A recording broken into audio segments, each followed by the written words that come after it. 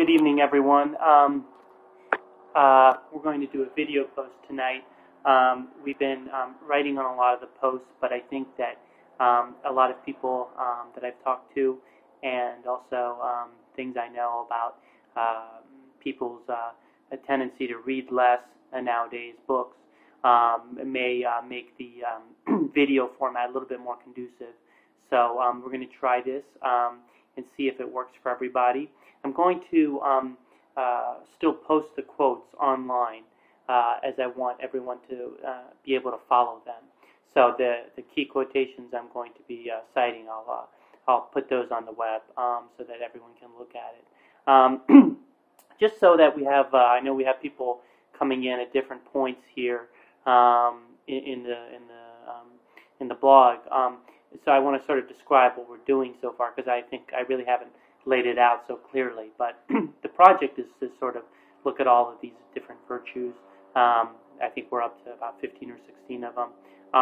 It's really the core virtues that I think will define for most people in their life, whether it's a good life, not just a happy life, but whether it's a good life in general, whether it's a good human life. And I think much wisdom can be gained from a lot of the thinkers that we've looked at in coming up with good definitions of those terms. I think everyone probably has a working definition of courage or beauty or love, and there's probably aspects of that that are correct, but there's probably aspects of that that we could supplement in some ways through looking at these different thinkers and seeing what they said about it. So, and if we're not really, there's really no harm to having our own conceptions supplemented, as long as we're interested in growing over the course of our lives and growing as thinkers and as human beings. There's really no reason not to look at different perspectives. In the different posts, I've tried very hard not to preach or lecture at anyone. I don't think that's conducive to any sort of learning.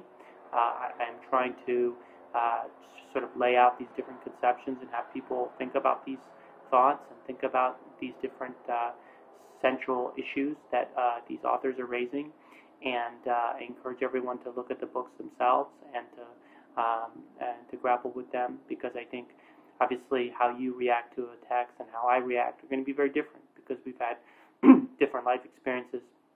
We're reading the books at different times in our lives, and different issues are swirling in our brains. So in each sense, everyone's going to react differently. I do try to bring out what I think is common, though, to everybody to the best extent I can. So at the end of looking at all of these different virtues through the three different prisms of philosophy, literature, and psychology, we're going to then sort of try to sum up everything we've read and reviewed to the best extent we can.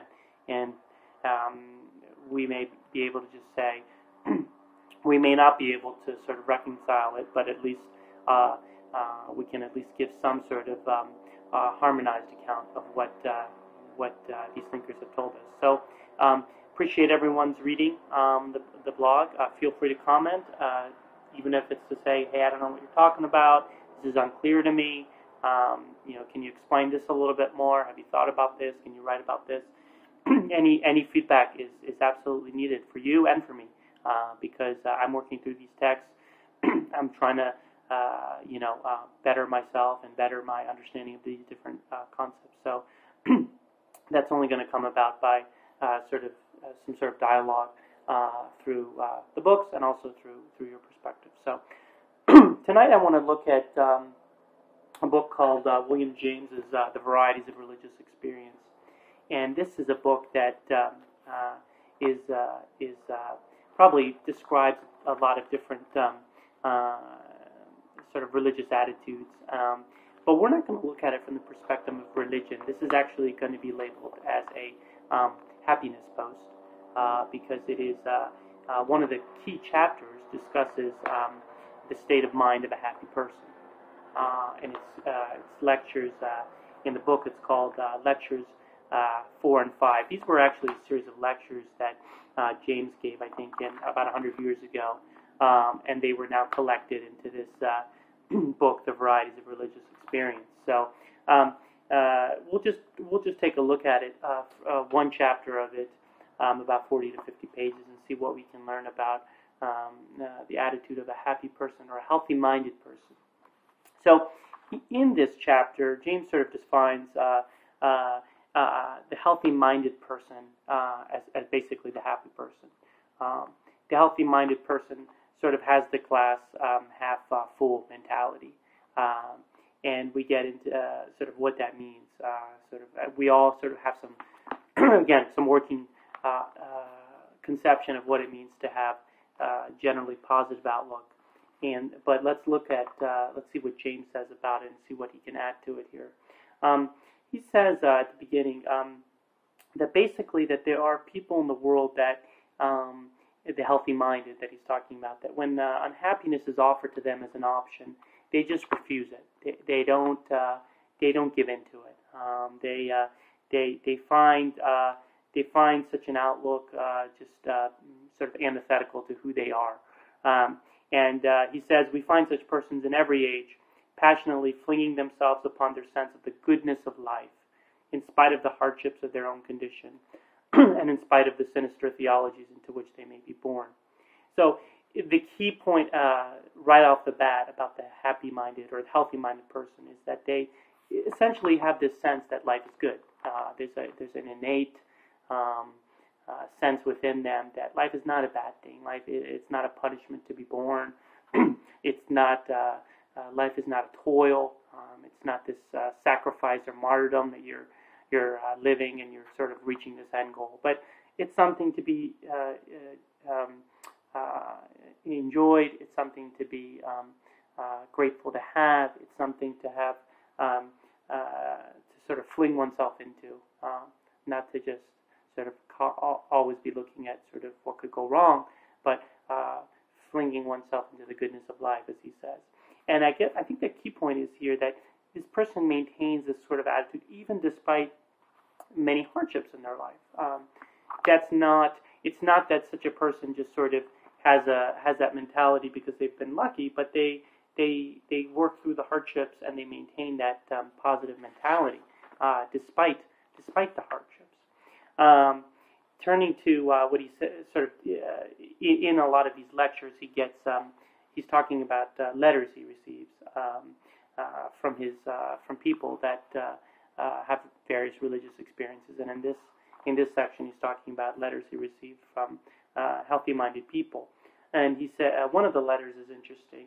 It's from a guy by the name of Dr. Starbuck, actually, and he says here. Quoting Dr. Starbuck here, I can remember perfectly that when I was coming to manhood, the half-philosophical novels of the time had a deal to say about the young men and maidens who were facing the, quote, problems of life. I had no idea whatsoever what the problem of life was. To live with all my might seemed to me easy. To learn where there was so much to learn seemed pleasant, and almost of course. To lend a hand if one had a chance, natural. And if one did this, why, he enjoyed life because he could not help it, and without proving to himself that he ought to enjoy it. So again, this person doesn't justify the world. He doesn't first try to show that the world is good before he enjoys it. He just enjoys it. He doesn't quite get people that say life is problematic or evil. He just that just doesn't resonate with him. Just instinctively, this person lives with all their might, lives freely, and lives pleasantly, regards things as generally pleasant.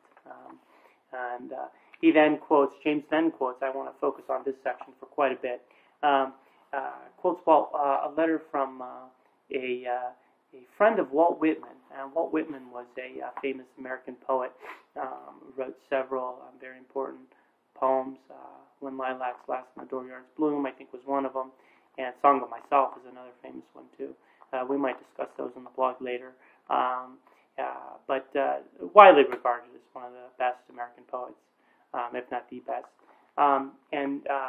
Jane, apparently he was very much a healthy-minded person in this sense. Was a very happy person, Whitman that was. And James, in his book, in this lecture, he's quoting a letter from Dr. Buck, who was a friend of Walt Whitman. And he says here about Whitman, his favorite occupation seemed to be strolling or sauntering about outdoors by himself, looking at the grass, the trees, the flowers, the vistas of light, the varying aspects of the sky, and listening to the birds, the crickets, the tree frogs, and all the hundreds of natural sounds. It was evident that these things gave him a pleasure far beyond what they gave to ordinary people. Until I knew the man, continues Dr. Buck, it had not occurred to me that anyone could derive so much absolute happiness from these things as he did. He was very fond of flowers, either wild or cultivated. Liked all sorts. I think he admired lilacs and sunflowers just as much as roses. Perhaps, indeed, no man who ever lived liked so many things and disliked so few as Walt Whitman. All natural objects seemed to have a charm for him. All sights and sounds seemed to please him. I never knew him to argue or dispute, and he never spoke about money. He always justified, sometimes playfully, sometimes quite seriously, those who spoke harshly of himself or his writings. And I often thought he even took pleasure in the opposition of enemies. He goes on to say, after long observation, however, I satisfied myself that such absence or unconsciousness was entirely real. He never spoke depreciatingly of any nationality or class of men, or time in the world's history, or against any trades or occupations, not even against any animals, insects, or inanimate things. He never complained or grumbled either at the weather, pain, illness, or anything else. He never swore. He could not very well, since he never spoke in anger, and apparently never was angry. He never exhibited fear, and I do not believe he ever felt it. There's a lot to go through here. So again, Whitman here is being described as someone that looks at the good of life and finds pleasures and pleasing things all about him, from sky to the grass, to flowers, to vistas of light, to birds, crickets, to other people,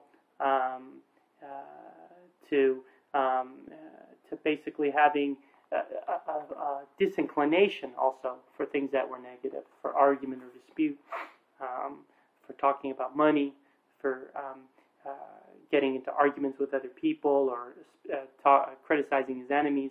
He just wasn't interested in that, and from this description at least. And he didn't even complain or grumble about things like the weather or his pain or illness. So we see again someone that just instinctually has a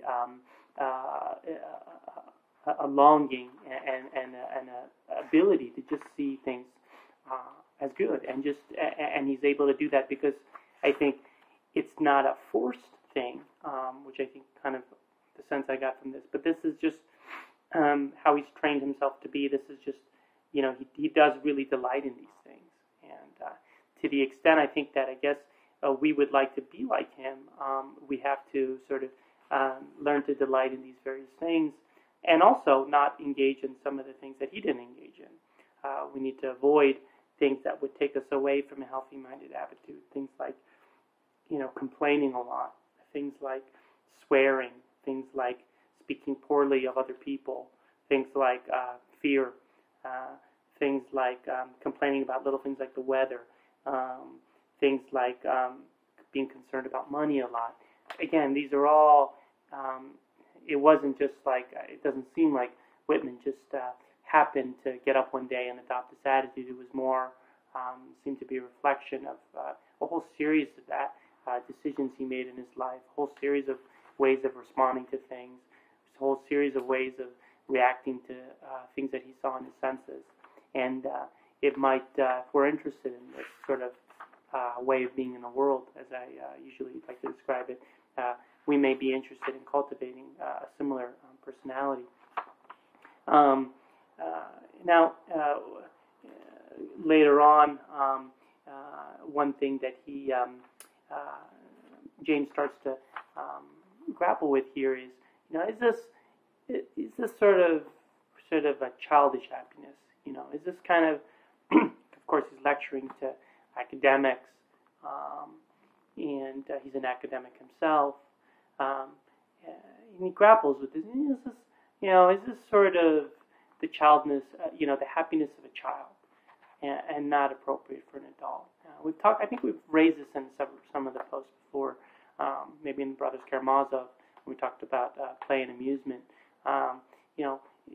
Is this kind of a mentality that one can only have when one is actually very happy, or when one is sort of ignorant to a lot of the evil in life, or when one is, just riding on a high, basically. Not a state in any event, not a state that can be maintained over the course of a life, if one is intellectually honest. Not a way of being that makes sense for someone that's awake and looking at the world. And James, to his credit, really takes that argument seriously and tries to respond to it. He says, the attitude of unhappiness is not only painful, it is mean and ugly. What can be more base and unworthy than the pining, palling, moping mood, no matter by what outward ills it may have been engendered? What is more injurious to others? What less helpful as a way out of the difficulty? It but fastens and perpetuates the trouble which occasioned it, and increases the total evil of the situation. At all costs, then, we ought to reduce the sway of that mood. We ought to scout it in ourselves and others, and never show it tolerance. And thus our resolution not to indulge in misery, beginning at a comparatively small point within ourselves, may not stop until it has brought the entire frame of reality under a systematic conception, optimistic enough to be congenital with its needs. And then he says, the cultivation of healthy-mindedness is anything but absurd. And he says, before that even, he says, basically a lot of what we find evil in the world is due to our thinking about it. If we think a little bit harder about it, we see that it's really not evil. And so it's not even, it may not even be so intellectually dishonest to adopt this position, because a lot of the things we think are evil are not evil. That's it's a function of our prejudices. Someone may think, all money is evil, or all lawyers are evil. Well, it's a prejudice that you haven't thought it through long enough. You haven't, really proven that. It's based on, I think, in our Nietzsche post, we thought about strongly held beliefs are not true sometimes. They can be false. The fact that you believe it stronger and stronger, that just means that you believe it stronger and stronger. It's not necessarily true. And he also, as he pointed out, Nietzsche pointed out, it might be a function of a very narrow experience you've had. You had one or two bad experiences, let's say with the dentist, or with the IRS. That doesn't mean that the IRS is evil, or that or that life is bad and everyone's out to get you. And putting aside even that it's a prejudice, I think James's more important point is how is it helping anybody, either yourself or others, to have anything but a happy attitude toward things, a healthy-minded attitude. If you adopt a negative attitude, it only perpetuates itself. It only increases the trouble, whereas you should be looking, and I think this is the key point, for a way out of the difficulty. You should put your mind not to focusing on the difficulties of life constantly and stewing in it, but really trying to do something about it and get out of it somehow to the best that you can. And he says that the state of mind that would allow that is this healthy-minded and not a negative state of mind. As we've talked about in some of the other posts, it's one thing to say something like this. It's another to give at least some suggestions as to how we can do this. And James, again, is sort of aware of this.